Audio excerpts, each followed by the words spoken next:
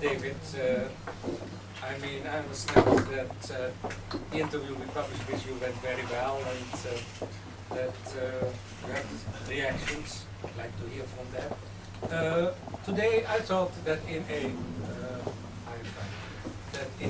a smaller group, we would like to take something, let's say, intellectually very challenging.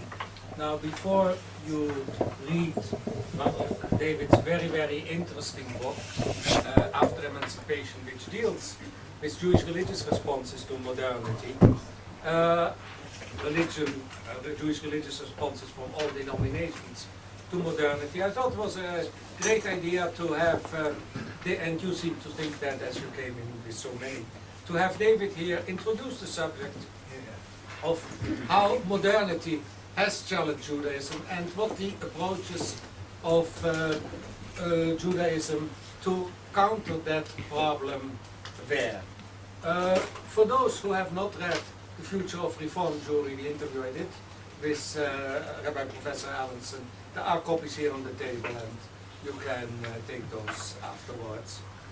Now, many of you have heard David speak here, but for those few who haven't, I'll go over the bio again.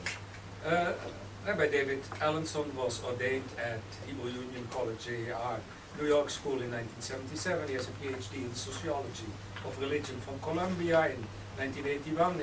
Among his books, Between Tradition and Culture, The Dialectics of Jewish Religion and Identity in the Modern World, and this After Emancipation, which this volume. He was awarded the Dorot Foundation Award as for this most outstanding book in modern Jewish thought and experience. And since 2001, he is the 8th president of Hebrew Union College, JIR. David. Okay. Well, thank you very much for the introduction. I always like it, especially when it's Rabbi, Professor, Dr. David. I always think when it comes to these titles, and considering the distinguished company standing around the table, I always think, well, how is it you want to be introduced? I remember the first press conference that Secretary of State Kissinger had after he had been appointed. They asked him, Howard, you may remember this, how is it you'd like to be addressed? Dr. Kissinger, Secretary Kissinger, Professor Kissinger, and he simply held out his hand and he said, Your Excellency or Your Holiness will suffice. So either title. So I just think Your Holiness. Kvodo ma'alato, and I could go on from there. But it is really a great pleasure to be here with you today, and I have for years enjoyed my relationship with and admired certainly the work of Manfred and Dan Elazar, who is looking down upon us. You're saying hi. At this moment, both really great scholars who've done very, very important work, not only from an academic perspective, but l'ma'aseh, their deeds and the works of the center have had a real impact on the way in which we Jews have been perceived and been able to act in the world. I had just said to Manfred, I was actually somewhat surprised. I had spoken here several months ago, and then Manfred had come over to my apartment with Thomas, and we'd had the interview, and next thing I knew it was out. I think I may have gotten more comments on this. I didn't say if they were bad or good, but it was about me, not the interview, than almost anything I've written or published. When you do write books with titles like The Dialectics of Modern Jewish Identity, they don't tend to be the largest sellers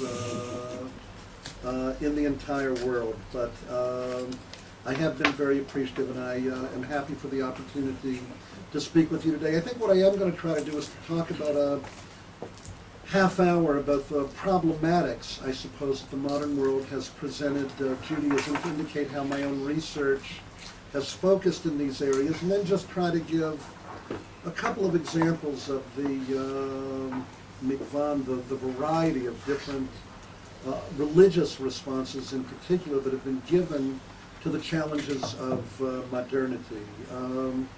Just to say a couple of words about my autobiography, because I don't believe Well, let me rephrase it positively. I do believe that my background is probably quite significant to the topic that I've chosen to investigate virtually all of my adult life. I'd actually been raised as an Orthodox Jew and had been reared, I suppose one could say, in that denomination, although almost all of my friends who are Orthodox will usually say to me, I don't belong to a denomination, I'm just Orthodox. We'd never be that organized. But I received a traditional Jewish education as a boy. In my teenage years, I moved a little bit away from it, actually a great deal away from it. I lived for a time on a Hashomer HaTzair kibbutz here in Israel, Mishmar HaEmek, which actually had a different approach to Judaism than the one from Ner Yisrael in Baltimore, where most of my rabbis had been trained. They're both Orthodox. Yes, that's a deck. You are really quite correct. I ultimately elected to go to the Hebrew Union College. Part of the reason for its attraction was that I was not halachic in my observance, and the college itself, though, was very, very strongly Zionistic, and to this day, no one over the last 35 years has been ordained or could be ordained as a Reform rabbi who does not spend at least a year studying in the state of Israel. While I was at HUC, I also studied sociology of religion at Columbia University. What interested me primarily was the issue of how do traditional religions respond to change. And my major teachers were really Professor Arthur Hertzberg at Columbia, Professor Fritz Bamberger at Hebrew Union, and frankly, Professor Jacob Katz. I wrote an entire essay devoted to Professor Katz, who was a professor Oreach, a visiting professor at Columbia.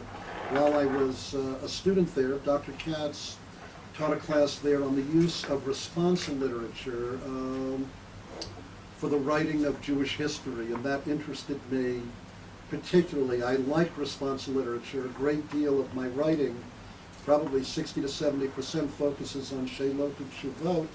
Responsa represent a crossroads in the ongoing tradition of Jewish legal hermeneutics where past and present meet. After all, in any religious tradition, there are synchronic and diachronic elements. We inherit a past, but on the other hand, we live in a current moment. What I like about responsa literature is that you see how rabbis in different times and ages look to the rules and values and principles inherent in Jewish tradition, and then ask the question, how is it we then guide the community, issue a ruling to guide us in the present, and direct us towards the future? So that a great deal of my work, indeed I would say almost all of my work, is frankly derivative from Professor Katz. That is to say, the methodology that he employed has been one that I've employed for the last 30 years in my writings. With all of that said, then, let me turn to the topic of this book and some of the essays and my work. By the way, I would mention that my doctoral dissertation dealt with the life and career and work of Rabbi Azriel Hildesheimer. I was interested very, very much personally in the question, as I said before, of how religious tradition changed. One of the things that I observed about Jews in the United States in the 50s, 60s, when I was growing up, I'm 59 years old, and I'll even speak about my own house, the way in which Jews were regarded by most Jews that I knew was that anyone to the right, I'll speak for my family alone now, anyone to the right was a fanatic and medieval, and anyone to the left was a goy and inauthentic. And what struck me was, in a very real sense, how overwhelmingly similar all of these Jews were. In other words, they would fight one another and argue endlessly, but if one were to look at it, it's just step back even one step and look at the social conditions under which they lived, and I'll try to explain that in a moment. I was actually struck by how similar all of these Jews were, despite the fact that internally they felt these differences were of monumental significance. I turned to Rabbi Hildesheimer because he was particularly interesting to me, because here you had a man who had born in 1820, and all of you here should know that before he became a street, he really did exist. Happens with many people. Schechter, before he became a system of schools, he too was a person. It happens in many instances. But what I enjoyed about Rabbi Hildesheimer was here you had a man who had been raised in a with a completely traditional Talmudic background, with the Aruch LaNer, Rabbi Yaakov Ettlinger, who was the rabbi of Altona. He had sat on a bet din for 13 years at a time when in Altona in Denmark, Jews still had coercive political authority at their disposal. So it meant that Rabbi Hildesheimer, as a young man, actually in some ways lived the life, in some ways, of a medieval dayan. That is to say, his community had coercive legal authority. Decisions that he rendered had the power of the state, quite literally, behind it. However, the world was changing rapidly. He did his PhD at the University of Halle. He was not the first, but he was almost the first Orthodox rabbi to receive a PhD from a German university. As I said, he was ordained by Rabbi Ettlinger. Rabbi Ettlinger also ordained another famous spokesperson for Orthodoxy, a man named Rabbi Samson Raphael Hirsch, so that Ettlinger ordained both Hirsch and Hildesheimer. Hirsch studied with Ettlinger 1 year. Hildesheimer lived, quite literally, with Ettlinger for 15 years. I think a distinction in their Talmudic knowledge, but I'll leave that aside for a moment. In any event, he ultimately came back to his home village of Halberstadt, moved to Eisenstadt, Hungary. There he opened the first yeshiva in the West, maybe in the entire world, to include Limudei Chol in its curriculum. He became convinced that traditional Judaism could not survive in the modern world if in fact there were not adaptations in the area of culture, approaches to pluralism, and certainly in regard to education. By the way, at the yeshiva of the Chatam Sofer in Pressburg, they were very, very upset, to put it mildly, that Limudei Chol were introduced into the curriculum of this yeshiva. And a story is told that once Hildesheimer was walking with the Kasav Sofer, the son of the Chatam Sofer, and the Katav Sofer said, you know, at our yeshiva in Pressburg, we are extremely upset over what it is that you're doing in Eisenstadt. And in fact, we just cannot get over it. It's become a major topic of discussion at the yeshiva. You engage in such a bitul Torah. How is it you can engage in secular study and take time away from Limudei Kodesh? And Hildesheimer listened to all of this, and as the story goes, these are jokes told at conventions of 19th century German Jewish historians. We'll see how it works here. Hildesheimer responded and said, well, you know, we're aware of that, and we are aware of what that challenge is, but we do practice one mitzvah at our yeshiva that apparently you do not at yours, namely, we don't engage at all in Rechilas or Lashon Hara. And in the time that you're talking about us, that's what we devote to Limudei Chol. So it's a reflection of some of the differences that marked Rabbi Hildesheimer. He ultimately came to Berlin, and there he founded the Orthodox Rabbinical Seminary. And the book that I wrote about him dealt with the whole question of, well, then how is it that a modern Jewish orthodoxy, one that would assert Yafet Talmud Torah im Derech Eretz, how was such an orthodoxy created? I came to focus on Germany in particular, because Germany was really the crucible where, in an ideological way, modernity was created for Jews. Professor Katz used to always make the point that in places like France and in England, you had social assimilation of Jews, but there was no ideological assimilation. So one of the points that I learned from Professor Katz that I think was significant was that at least his contention was that French and British Jewries, for example, were not, as it were, historically significant in the creation of modern varieties of religious Judaism, because there were in fact no ideological bases that were put forth that would have justified another approach to Judaism. In other words, in a country like England, well, even Katz's first student, Azriel Shochet, some of you may know the book In Chilufei HaTkufot, At the Turning of the Eras, which describes Jewish life in Germany in the 18th century.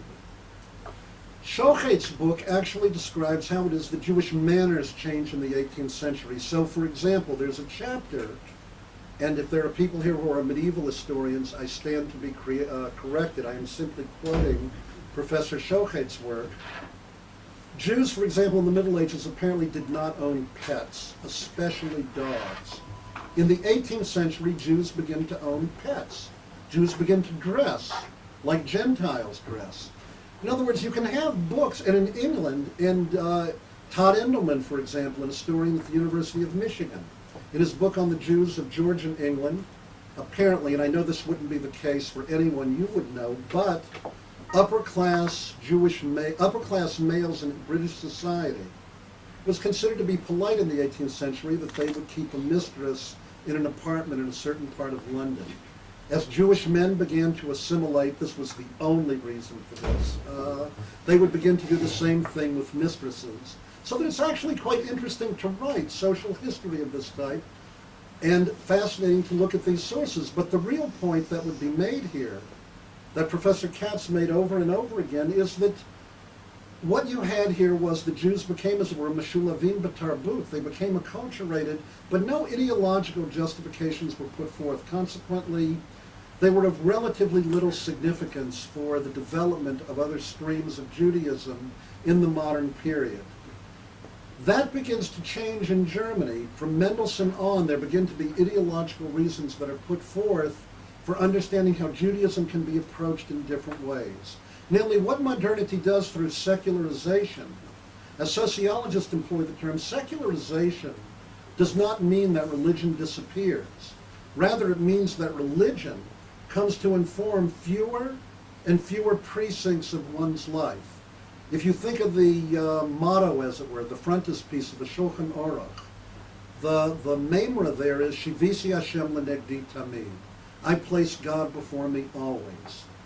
So in theory, what you have there is a society that would be informed completely by religion. The way in which you tie your shoes, the way in which you conduct business, the way in which you conduct your ritual life, all of that is informed by God.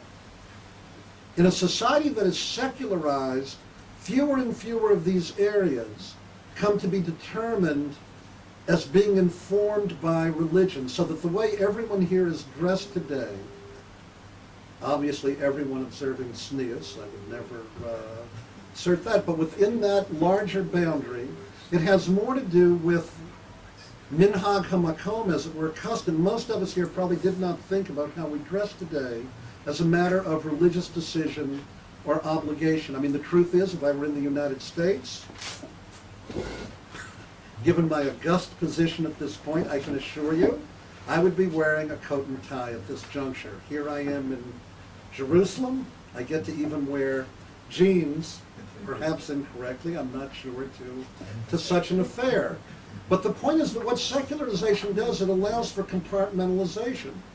This is why, for example, a Jew could, let's say, go to shul on a Saturday morning and then go play in a soccer game in the afternoon. The areas aren't seen necessarily as being integrated as they might be from an elitist kind of religious perspective, but no thought is given to this. Namely, it's just a question of how it is, as it were, that life were led. So with all that said, as a way of introduction, let me talk about the four areas in which Jewish life changed and then how it is that the modernist movements in Judaism arose, precisely because in Germany you get ideological justifications. These things then get carried over to America in the 19th and 20th century. Jewish life in the West, and I want to indicate my project does not deal by and large with Jews from Eastern Europe. They are not the topic today. And it does not deal with Jews by and large, Me'idot HaMizrach, Oriental Jewries. They only come into my project by and large when I begin to analyze Israel in the late 20th century. And I may give a couple of examples in a moment. Jewish life is transformed in four major ways. Three are not meant to be in any kind of hierarchical order. But taken together, they create a unique challenge that Judaism confronts in the modern period. The fourth is a result of the other three. First, culturally. Culturally, sometime between, depending on where you live, and if you're an historian of this period, you'll study this in detail, Jews come to know more about non-Jewish culture than they know about Jewish culture. For Jews, whether they live in France, England, Australia, the United States, Germany, most Jews are in effect, in quotes, deracinated. What do I mean by that? They are Jewish, they have Jewish identities, but most of them do not know Hebrew or even necessarily a Jewish language, whether it be Yiddish or Ladino. Part of what that means is that, I'll take my country, the United States, most Jews would be able to identify Michael Jordan, then would be able to identify the Tanaim. Unless it was a rock group, the Tanaim. This is not meant, by the way, I want to emphasize, this is not meant to be critical. This is just a descriptive fact. Two things occur when this happens. One, it means that Jews themselves are distanced from the classical sources of Jewish tradition. But you have to also keep in mind that even when they approach the tradition with ideas that are taken from the larger world, and they will judge the tradition accordingly. So, for example, the idea of gender equality is so widespread and ubiquitous in a country like the United States, no rabbi, I'm not saying they would believe it, no rabbi would ever say, it actually is better to be a man than a woman. Instead, they will draw selectively on the tradition to indicate, regardless of the denomination in which they belong, that somehow separate but equal doesn't ever indicate unequal. There may be different spheres. In other cases, you might come to the assertion, well, women can be rabbis, cantors, educators. The whole dispute over homosexuality and the ordination of gay men and lesbian women in the conservative movement, if you're part of a culture that affirms equality, even in matters of sexual preference or orientation, then ultimately you can be led, as the conservative movement was recently, and certainly the reform and Reconstructionist movements even before, to grant ordination to gays and lesbians. I could go on and give many, many more examples of this type of thing, but you need to understand that even the way in which Jewish culture and tradition is approached is impacted by the larger world. There's virtually not one Jew with any degree of education whatsoever who does not know the Agarata, that when the Egyptians are drowning in Yam Suf in the Red Sea, I could ask it here, and the angels begin to sing songs of praise to God, what is it that occurs? God rebukes them. Yes, Masaya Dai Tovim Bayam. Now that, I want to indicate the following, and this is an important thing to remember. That is a traditional source. There is someone in the 1st or 2nd century, some Tana or Amora in the 2nd, 3rd, 4th century, who thought that as well. But what you begin to get, and this is what's interesting in the sociology of Psak, as it were, why is this midrash selected, or this Agarata, out of others, as opposed to others that actually say things like, and you can hear them quoted here in some precincts, you know what, these Egyptians kind of got, these Egyptians really got what they deserved, and it should have been worse. The reason why people don't know these, by and large, in the modern world, or if they know them, they put them away, is because these notions don't bear an affinity to the larger cultural worldview of universalism in the world in which we live. One last autobiographical example. When I was a boy, I will never forget learning when I was in the 4th grade, because it was a vivid moment in my life, the story of Shimon ben Shetach buying the chamor, the donkey, from the Ishmaelite. And of course, what is it that then occurs? He goes back, and what does he discover? And this audience, people know. What did the donkey have in its collar? Yes, it had a precious stone, and what is it that Shimon ben Shetach does? He returns the diamond to the Ishmaelite because he says, I purchased the donkey and I did not purchase the diamond. But his students, the students of Reb Shimon, protest. When I was a little boy in the 4th grade, my teacher said, I won't speak English or whatever you call it, English, however the Rebbe said it, but basically, why were the students protesting? Because it says in the Gemara ta'ut goy mutar. When a Gentile makes an error in a business transaction, you are permitted to capitalize upon it. All of us in this room, I would hope, would put that in historical context. We would not see this as the major thrust of Jewish tradition. I remember being at home, and the reason I remember the story so vividly is I'm sitting around the table, I'm 9 years old, my father says, "What did you learn today?" I tell him this. My father, who never questioned our rabbis, ever, and my father was also a very excitable man, this time he became very quiet. He walked over to the phone, called the rabbi and said, "David told me what he learned today. If you ever teach him this again, he'll be removed from the school." I don't know if that would happen today in some precincts, but I'll leave that aside. The point I want you to understand is that when you talk about people being culturally removed, it isn't only that they're removed from the sources of Jewish religious tradition. Even how they understand the sources is impacted by the larger world in which we live. There is nothing novel about this in Jewish history. Read Maimonides. There are precedents for this. Secondly, what about religion? Classical rabbinic Judaism rests upon, I'm going to call this in quotes, the myth, but by myth I do not mean fairy tale. I mean the overarching informing story of a twofold law given by God to Moses at Mount Sinai. Again, as a boy, the words I was taught, Reshit kol tzarich lada'at, Shekol Torah kula, bein shebichtav, bein sheba'al peh, nidna me'akadosh baruch hu atzmo, al yedei Moshe Rabbeinu alav shalom bahar Sinai. I'afshar l'shanot, afilu kotz echad, lo lahakel, v'lo lahachmir. The first thing you need to know is that all of the Torah, written and oral, was given by God to Moses at Mount Sinai. Hope my translation's good. It is impossible to change even a single coats, even a single jot or tittle. Lo lahakel, not to be lenient. Lo lahachmir, not to be stringent. Classical rabbinic Judaism rests upon the notion that the Torah is divine, written and oral, and then you can have a discussion about what revelation means once you affirm that axiom. A man named Spinoza comes along and basically asserts that is not true. The Torah is not given by God to Moses at Mount Sinai. It is the product of human beings. This assertion, this kafirah, by the way, the rabbis who excommunicated Spinoza, in my opinion, were actually correct. It was kafirah. It was apostasy.